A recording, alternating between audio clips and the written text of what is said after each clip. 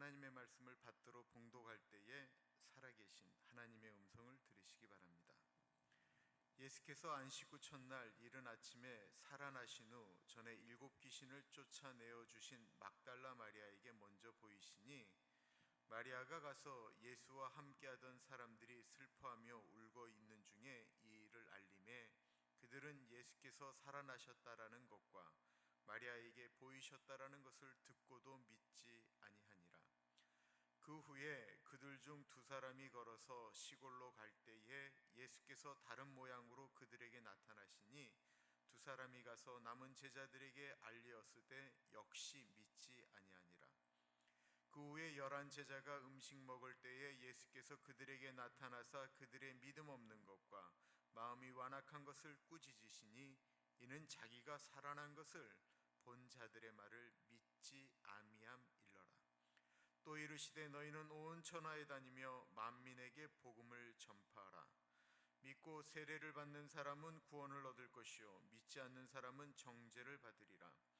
믿는 자들에게는 이런 표적이 따르리니, 곧 그들이 내 이름으로 귀신을 쫓아내며 새 방언을 말하며 뱀을 집어 올리며 무슨 독을 마실지라도 해를 받지 아니하며 병든 사람에게 손을 얹은즉 나으리라 하시더라. 주 예수께서 말씀을 마치신 후에 하늘로 올려지사 하나님 우편에 앉으시니라.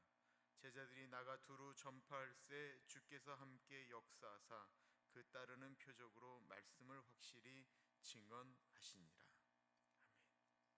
아멘. 말씀드리기 전에 먼저 그 노회 너무 잘 할 수 있도록 도와주셔서 너무 감사드립니다. 그리고 제가 없는 동안 제가 이성은 목사님이 설교하신 것, 그리고 에스타오 전사님이 설교하신 것을 들으면서 정신이 번쩍 났습니다. 어떻게 이렇게들 잘할 수 있는지 라는 생각이 들면서 종종 비워도 되겠다 라는 생각. 웃자고 하는 얘기예요. 웃어주세요. 웃자고 하는데 너무 진지하시면 제가 좀 당황스럽습니다. 노회가 끝난 다음에는 그 미국 사람들 그런 말 뭐 잘 쓰는지 안 쓰는지 잘 모르겠어요. 퍼펙트하다라는 얘기를 제일 많이 들었습니다. 그리고 한국 사람들이 그렇게 원래 노래를 잘하냐라는 얘기도 들었습니다. 너무 잘 준비해 주셔서 정말 너무 감사합니다. 처음부터 끝까지 너무 잘 진행되었고, 없는 동안에 그냥 너무들 잘 해주셔서 감사드립니다. 오해되는 부분은 좀 먼저 풀어야 될 것 같습니다. 제가 이런 경우에 주일날 밤에 가서 주일을 넘긴 적이 없었습니다. 무조건 토요일날 돌아오는데, 이번에는 왜 그랬냐면 저희 집사람이 그 비행기를 혼자 타면 중간에 이렇게 기절을 해요. 혈액순환이 안 돼서. 그래서 먼저 보낼까 하다가 같이 갔고, 제가 집사람한테 이게 잘하지를 못했습니다. 교회 오렌지 연합교회에 있을 때 지금도 마찬가지고요. 새벽에 나가면 한 번도 집으로 돌아간 적이 없습니다. 그래서 늘 애 셋을 집사람이 혼자 키워야 되겠고 3명을 데리고 학교로 왔다 갔다 했습니다. 그것에 대한 아픔을 저한테 얘기한 적이 있었습니다. 이번엔 집사람이 올 때 같이 오려고 마음을 먹었습니다. 그랬고요. 한 주일을 비우면 교인들은 이런 오해를 할 수도 있다는 생각이 들어요. 어느 교회 가서 선을 보지 않았는가. 저한테는 그런 인생은 죽어도 없습니다. 만약에 그런 일이 있으면 미리 말씀드리고 떠나겠습니다. 됐죠? 저게 또 잘난 척 하는구나 라고 생각하시면 제일 좋습니다. 저의 잘난 척이었습니다. 3월 4일 CTS에서 생방송으로 뭐 하는데 제가 30분 동안 중보기도 합니다. 딱 한 번입니다. 생방송으로 좀 부탁해서 한 번 하기로 했습니다. 3월 4일 월요일입니다. 잘난 척은 끝났고 이제는 주님의 말씀을 듣도록 하겠습니다. 마가복음이 오늘이 대장정이 오늘로 끝입니다. 9절을 보십시오. 예수께서 안식 후 첫날 이른 아침에 살아나신 후 전에 7 귀신을 쫓아내어 주신 막달라 마리아에게 먼저 보이시니, 예수님이 막달라 마리아에게 나타나셨습니다. 막달라 마리아는 7 귀신 들렸던 여인이고요, 예수님의 몸에 향유를 부었던, 눈물로 예수님의 발을 적시고 향유를 붓고 머리를 풀러서 닦았던 그 여인이 막달라 마리아였습니다. 왜 막달라 마리아에게 나타나셨을까요? 이유는 다른 것이 아닙니다. 이 막달라 마리아가 예수님이 죽은 안식 후 첫날 죽은 예수님의 몸에 썩는 냄새가 날까봐 향유를 들고 다른 여인 둘과 함께 예수님의 무덤으로 갔기 때문에 그렇습니다. 만약에 이게 막달라 마리아가 아니고 베드로가 갔다고 하면 베드로에게 보이셨을 것입니다. 어제 본문에서도 우리가 묵상했지만 사랑한다라는 건 보고 싶은 것입니다. 사랑하는데 보고 싶지 않다, 그 사랑하는 거 아닙니다. 사랑은 보고 싶은 것입니다. 무덤에 큰 돌이 문이 되어 막고 있습니다. 돌문이 무덤을 막고 있습니다. 이건 장정 몇 명이 가도 이렇게 움직일 수가 없습니다. 왜냐하면 돌이 움직이지 않도록 밑을 이렇게 홈을 파서 돌려놓기 때문에 그렇습니다. 그런데도 여인들이 거기를 이렇게 대책 없이 찾아갑니다. 사랑한다라는 건 대책이 없는 것입니다. 왜 결혼하고 막 깨질까요? 신혼초에 막 깨지는 얘기들을 우리는 많이 듣습니다. 사랑이라고 하는 것에 조건을 두고 움직였기 때문에 그게 안 맞기 때문에 그렇습니다. 사랑은 대책이 없는 것입니다. 사람들의 사랑이라고 하는 것이 조건적일 때가 참 많지만 진짜 사랑은 대책이 없는 것입니다. 여인들은 대책 없이 무덤을 찾아갔습니다. 만약에 남자들, 베드로나 다른 제자들이 갔더라도 그들은 부활하신 예수님을 만났을 것입니다. 그러나 그들은 전혀 움직이지 않았습니다. 예수님을 만나는 은혜, 사랑의 은혜는 언제 일어날까요? 대책 없이 움직일 때 일어납니다. 하나님의 사랑이 어떤 사랑입니까? 대책 없는 사랑입니다. 그 대책 없는 사랑은 아들을 이 땅에 보내시고 우리를 위하여 가장 참혹한 십자가에 그 아들을 우리의 죄를 대속하기 위하여 죽으시는 사랑입니다.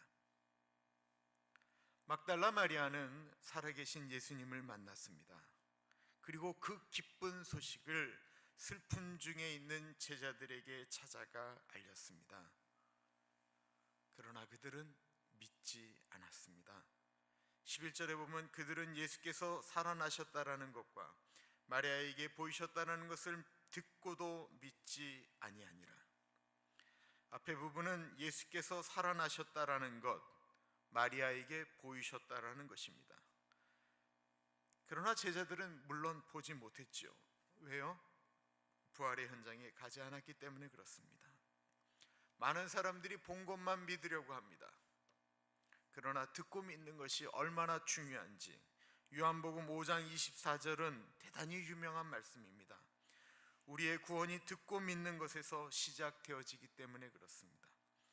내가 진실로 진실로 너희에게 이르노니 내 말을 듣고 또 나 보내신 이를 믿는 자는 영생을 얻었고 심판에 이르지 아니하나니 사망에서 생명으로 옮겼느니라. 다시 한번 말씀드립니다. 내가 진실로 진실로 너희에게 이르노니 내 말을 듣고 또 나 보내신 이를 믿는 자는 영생을 얻겠고 심판에 이르지 아니하나니 사망에서 생명으로 옮겼느니라. 하나님의 말씀을 듣고 믿는 것이 대단히 중요하다라는 것입니다. 교회에 나오는 많은 분들과 이야기를 하다 보면 믿고 싶은데 믿어지지 않아서 고민하는 분들이 있고 어느 순간 그냥 믿어져서 지금까지 한 번도 의심하지 않고 신앙생활하는 분들도 있습니다. 그럼 어떻게 믿음이 생겨나는 것일까요? 목사님들의 설교나 신앙서적을 보면 에베소서 2장 8절과 9절 말씀을 통해서 믿음은 하나님이 주시는 선물이라고 말하곤 합니다. 너희는 그 은혜에 의하여 믿음으로 말미암아 구원을 받았으니 이것은 너희에게서 난 것이 아니요 하나님의 선물이라. 행위에서 난 것이 아니니 이는 누구든지 자랑하지 못하게 함이라. 그러므로 믿음이 생겨나도록 우리가 할 일은 거의 없고 그냥 기다릴 수밖에 없는 것처럼 말씀하시는 목사님들도 있고, 반대로 믿음이라고 하는 것은 우리의 의지적 결단의 결과이기 때문에 자유의지를 발동해서 믿기로 선택해야 된다라고 하는 목사님들도 있습니다. 이 두 입장이 장로교 칼비니즘과 감리교 알미니안의 이 나눔입니다. 칼빈주의는 하나님이 기뻐하시는 뜻대로 누군가를 구원하시기로 선택하셨고 성령의 능력으로 그분에게 회개의 영을 부어주시고 예수 믿도록 만들었다라고 하는 것이 장로교의 예정론이라고 이야기를 합니다. 여기에 회개와 믿음이라고 하는 것은 하나님의 선물이라는 것입니다. 반면에 알미니안의 주장은 하나님은 어떤 사람이 예수를 믿을지 미리 아시고 예지했다라는 거죠. 그 예지의 근거에서 구원받을 사람을 선택하셨다라는 것입니다. 이 경우에 회개와 믿음은 믿는 사람의 의지의 결과물입니다.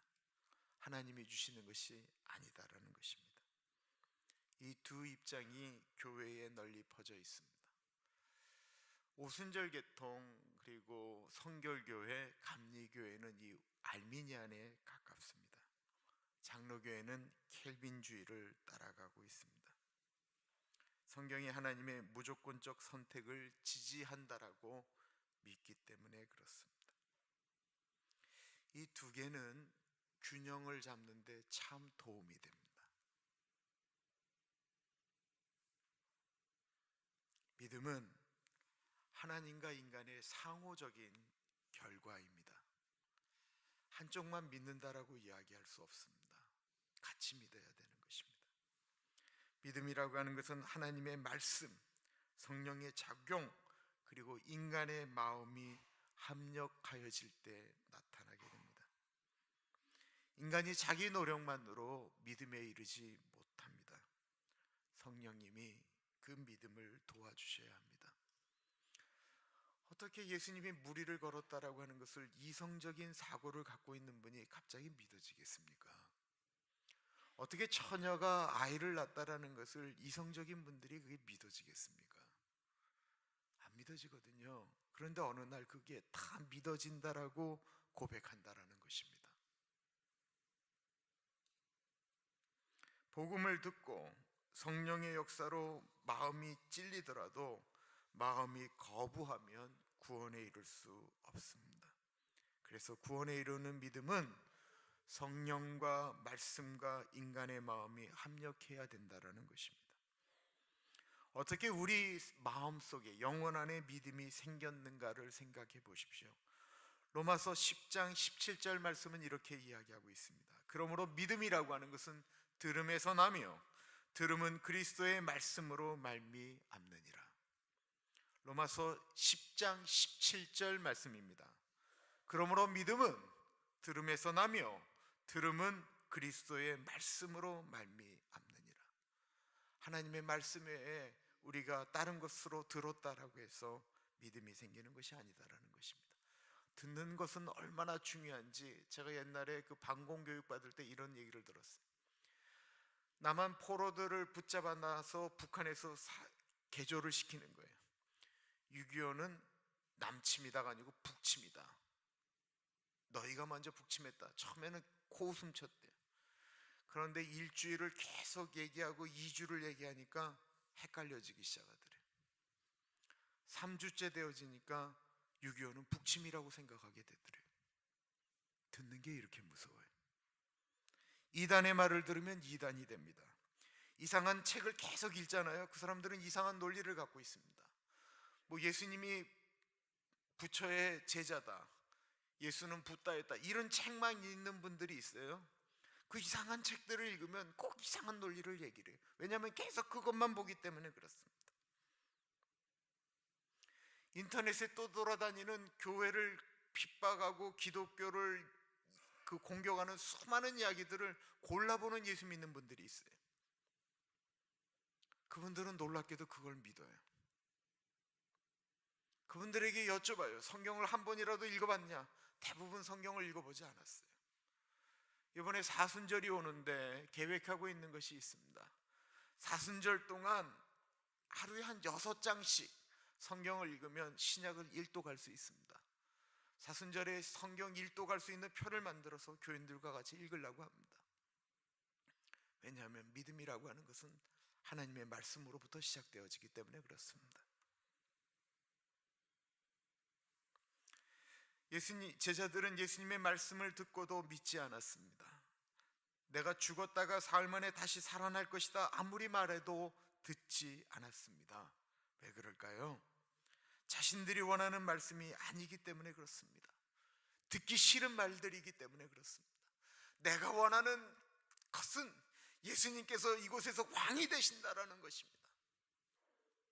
예수님이 죽었다가 살아난다라는 것, 죽는 것까지만 듣는 것입니다. 믿어지지 않습니다. 믿어지지 않는 게 아니고 듣기가 싫은 것입니다. 오늘날도 수많은 분들이 본인들이 원하는 말씀만 듣기를 원하고 있습니다. 12절에 보면 그 후에 그들 중 두 사람이 걸어서 시골로 갈 때 예수께서 다른 모양으로 그들에게 나타나시니 그 후에 두 사람이 시골로 내려갈 때, 이거 누구의 이야기죠? 크게 말씀하셔도 돼요. 들리셨어요 지금? 엠마오로 가는 두 제자 이야기하는 거예요.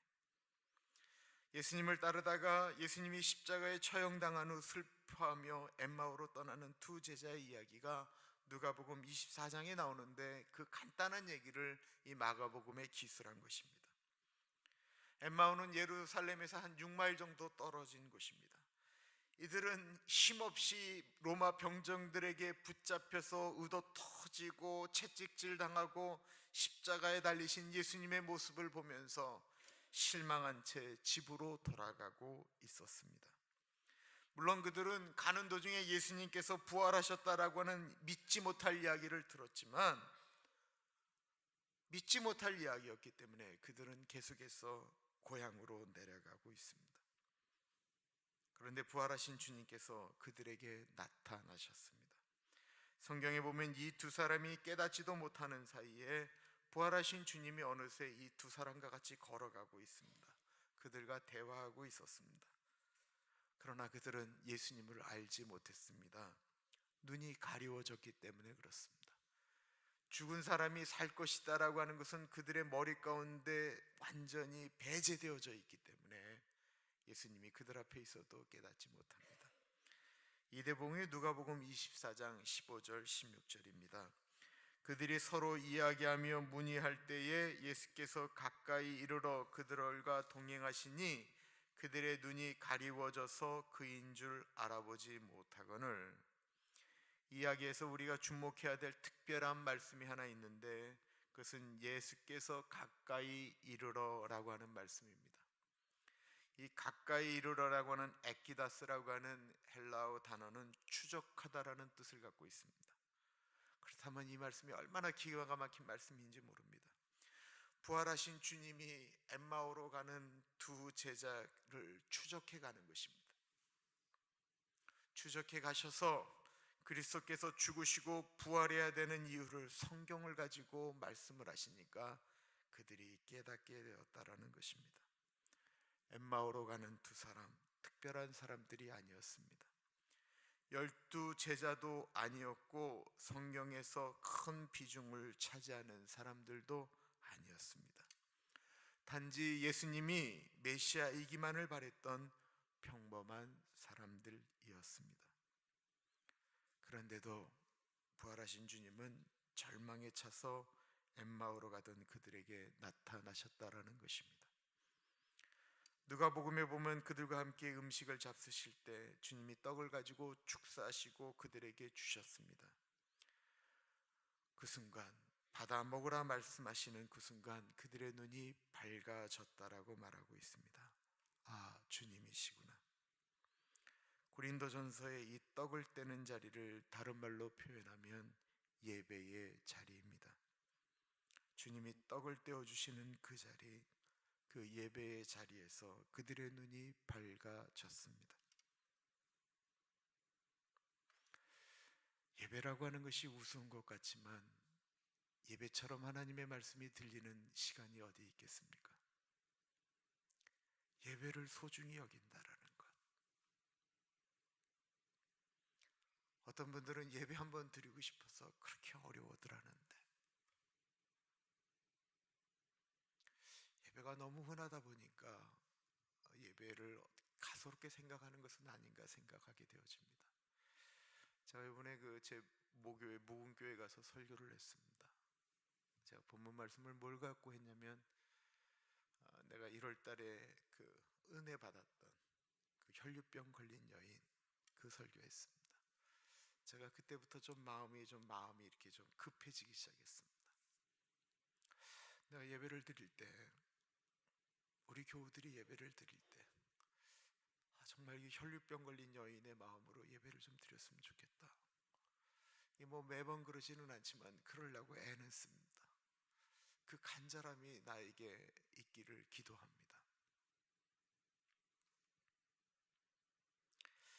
이 두 사람은 엠마오로 가다가 예수님을 만난 후에 예루살렘으로 돌아갑니다. 숨어있는 제자들에게 알려주려 했기 때문에 그렇습니다. 슬퍼하는 제자들에게 알려주려 했기 때문에 그렇습니다. 복음이라고 하는 복된 소식, 그것을 경험한 사람들의 특징은 혼자 간직하지 않는다라는 것입니다. 13절에 보면 두 사람이 가서 남은 제자들에게 알리었으되 역시 믿지 아니하니라. 그러나 제자들은 역시 믿지 않았습니다. 할 수 없어서 계속 예수님이 부활하셨다라는 말씀을 해도 이들이 믿지 않으니까 결국 예수님이 그들에게 나타나십니다. 14절입니다.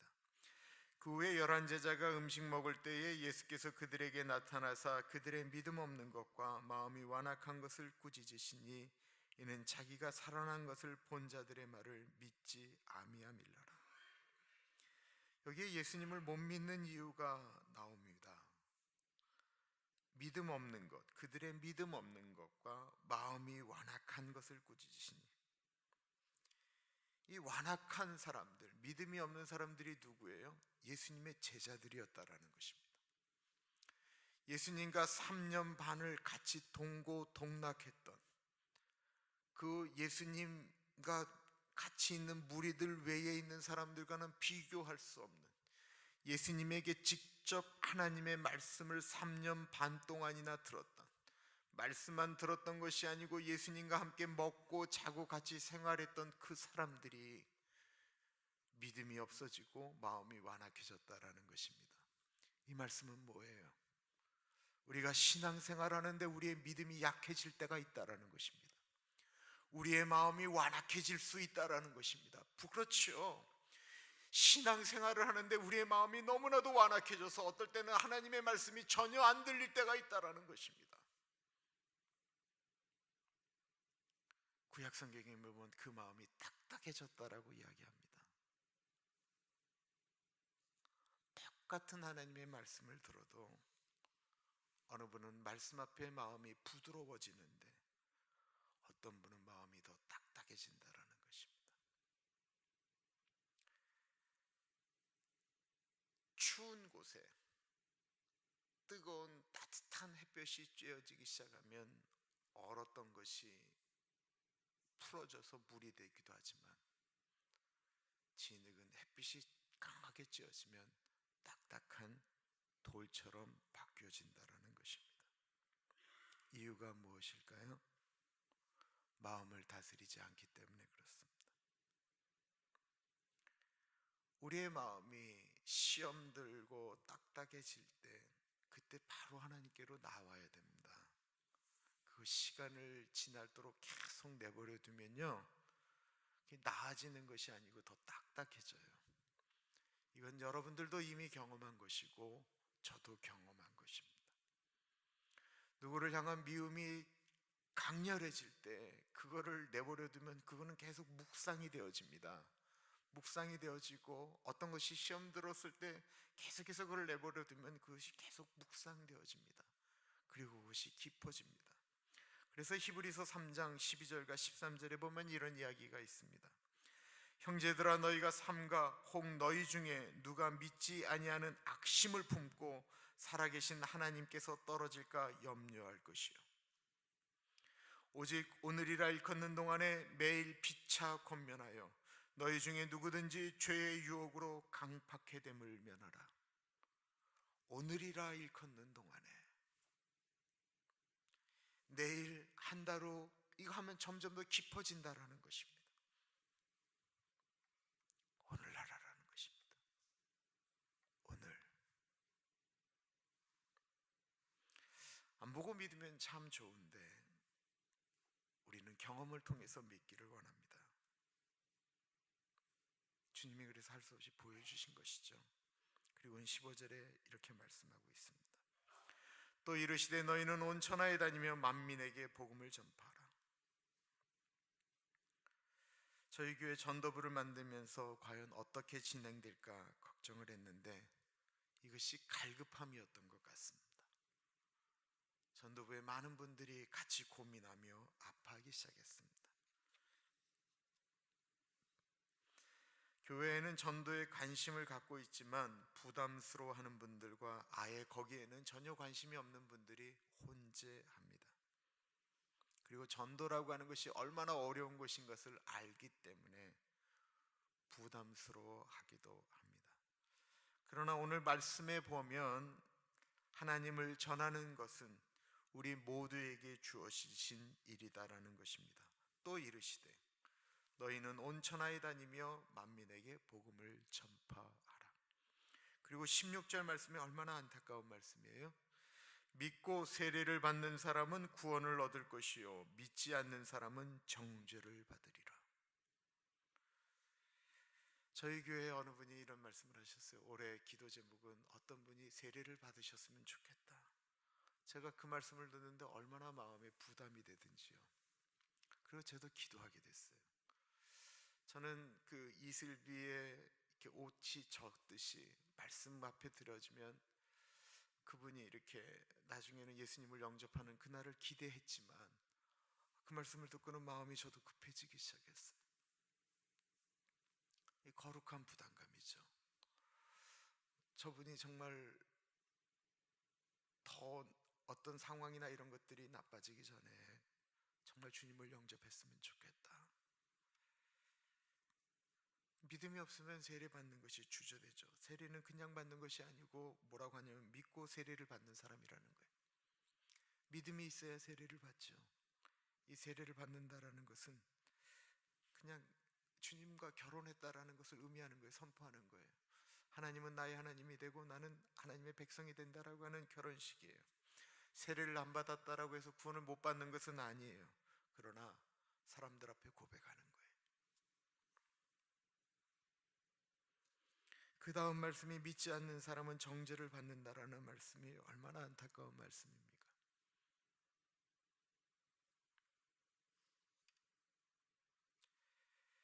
그리고 우리가 전도할 때 우리에게 주시는 하나님의 은혜에 대해서 말씀하고 있습니다. 제가 미국 오기 전에 농촌 전도를 매년 여름 겨울로 나가고 해외로 나갔는데 그때 꼭 전도대원들에게 외우라는 말씀입니다.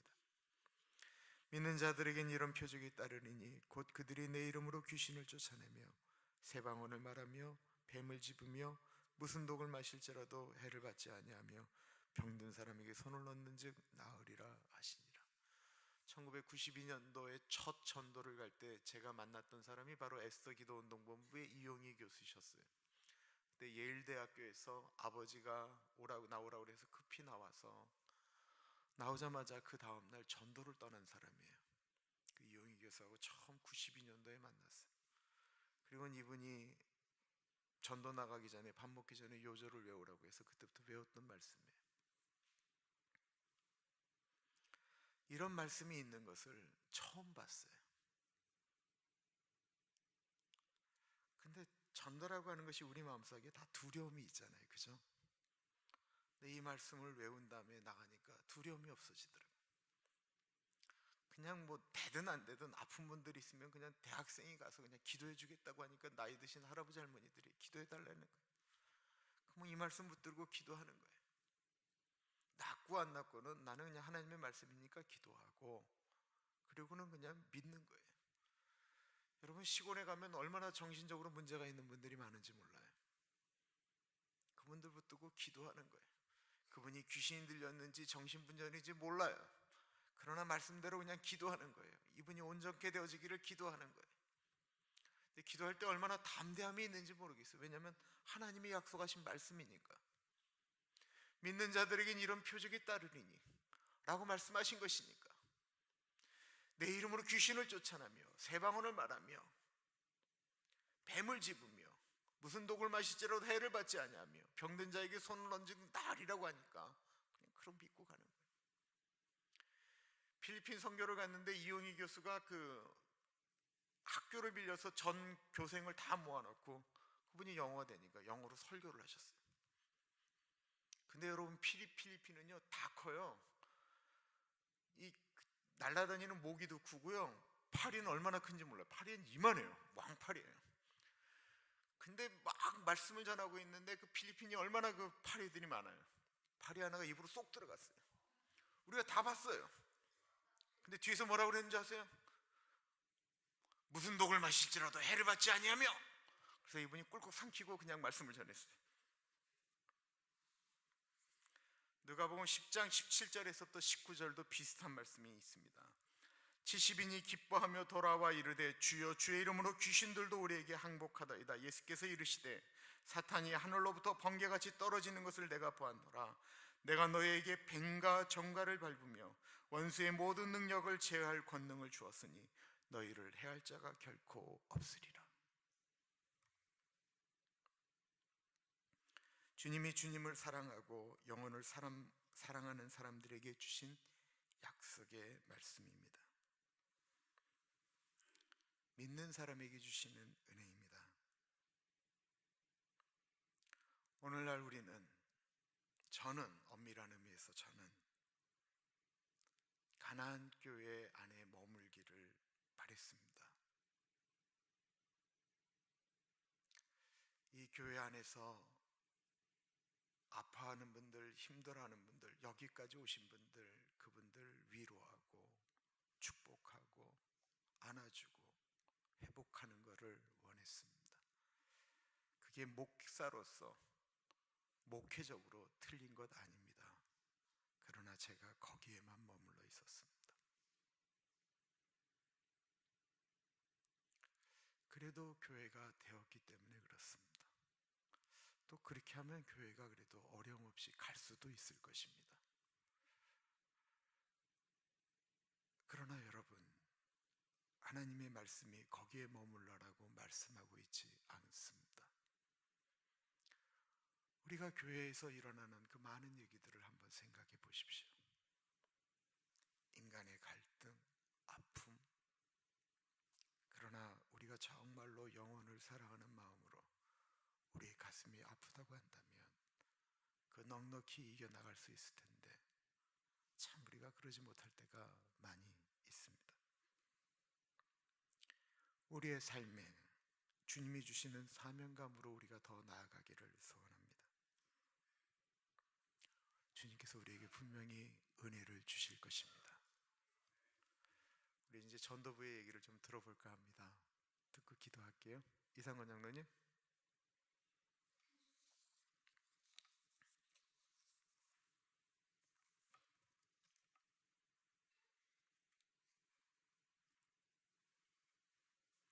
장로님 올라오서 하셨어요. 그러면 저쪽에 조명이라도 좀 비춰주세요. 아예 필요 없어요. 차라리 조명을 꺼주시는 게 좋겠어요.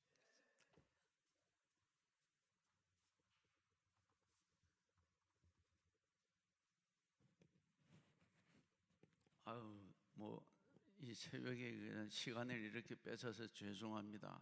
이 전도부가 이게 다 모이지를 못해갖고 이 시간을 빌려서 이렇게 얘기를 하게 됐습니다. 좀 요게 좀 올려주면. 네. 우리가 전도부 모임이라기보다는 전도에 관심 있으신 분들이 3번을 모였습니다. 3번을 모여갖고 우리가 전도 조직의 필요성이 제일 필요하다 해서 전도부 조직을 짜게 됐는데, 우리 전도부 모임을 통해서 제가 좀 놀란 점이 있습니다. 그 첫 번째가 뭐냐면은 우리 교회 전도에 관한 열정을 가지신 분들이 이렇게 많은가, 거기에서 우선